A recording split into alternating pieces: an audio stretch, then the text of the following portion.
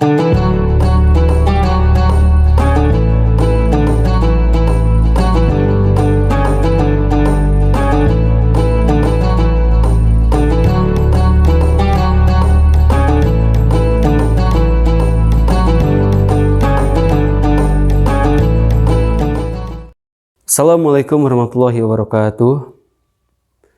Anak sekalian yang saya cintai, yang soleh dan solihah, bagaimana kabarnya?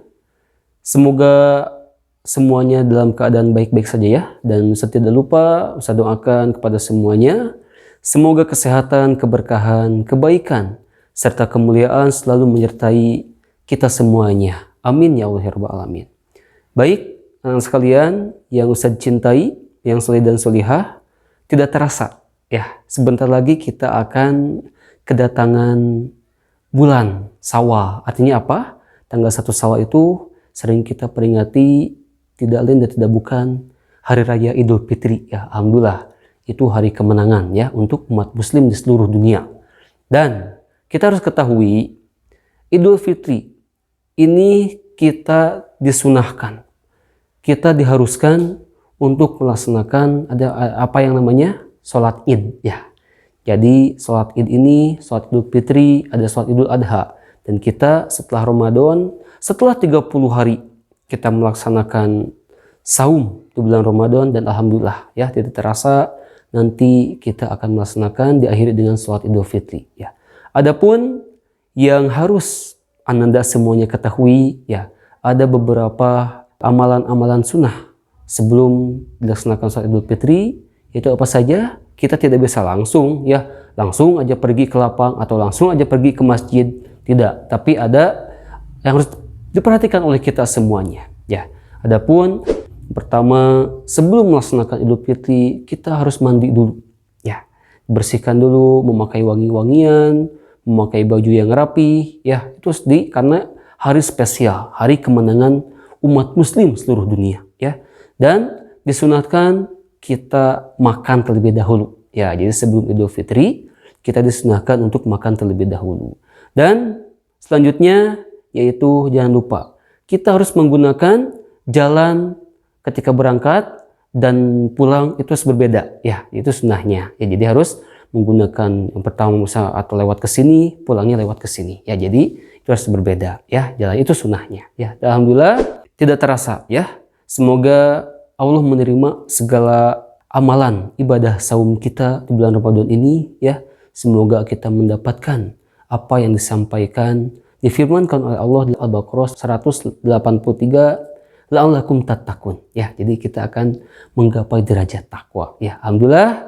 Baik, pada kesempatan kali ini Ustaz akan mempraktekkan ya tata cara sholat Idul Fitri ya. Kita sudah tahu kan rakaatnya hanya 2 rakaat saja, tapi itu ya ada tahapan-tahapannya yang harus kita lalui, yang harus kita laksanakan.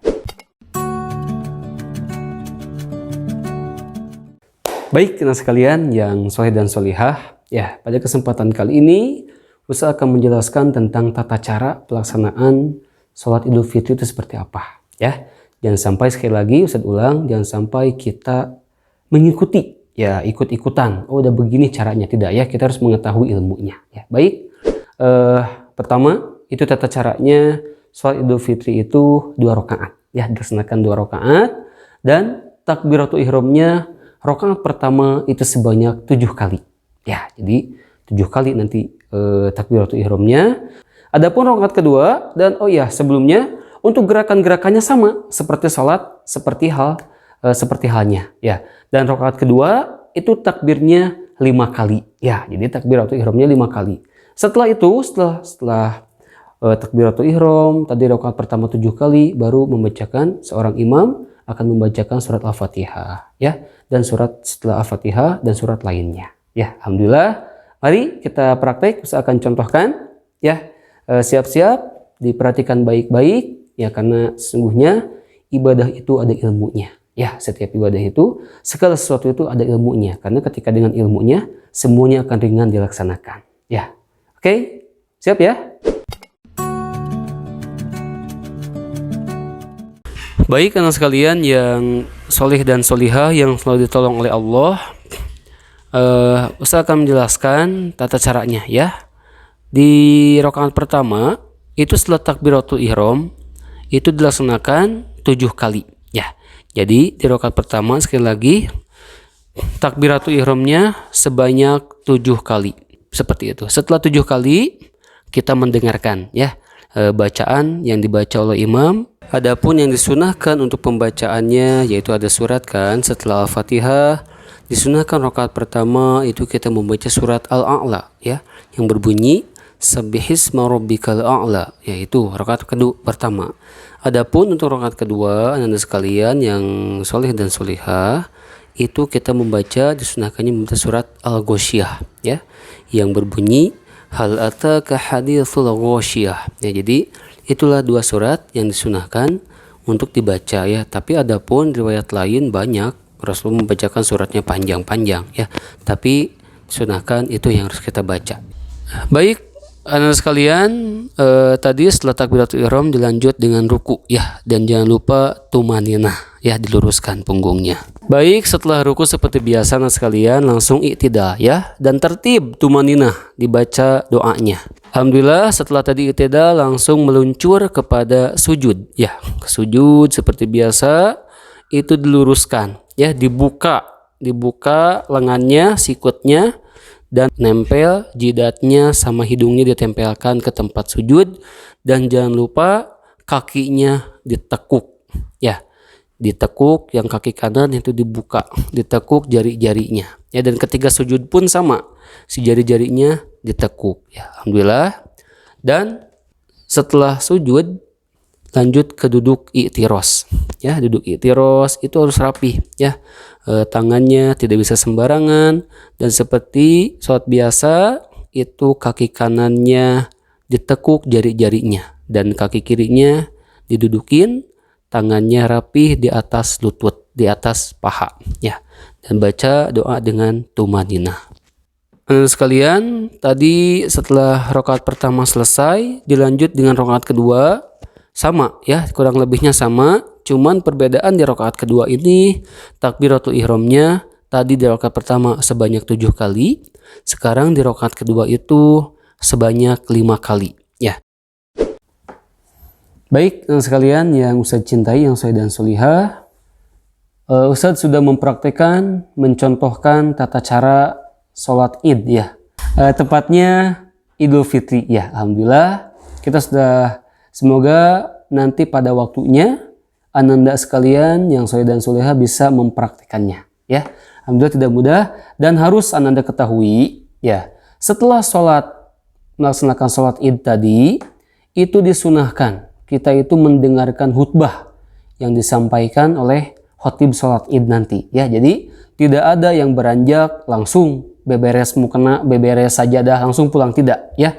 Jadi setelah beres sholat, setelah salam assalamualaikum itu duduk rapi mendengarkan khutbah ya yang disampaikan oleh khotib. Nah, jadi sekali lagi tidak ada yang beranjak. Usah percaya ya kepada anak-anak azkia, karena anak-anak azkia ini sangat soleh dan solihah ya, yang selalu ditolong oleh Allah, pasti ya mendengarkan khutbah. Nah, mendengarkan dengan hikmat, tidak ngobrol ya, tidak ngobrol, mendengarkan dengan hikmat.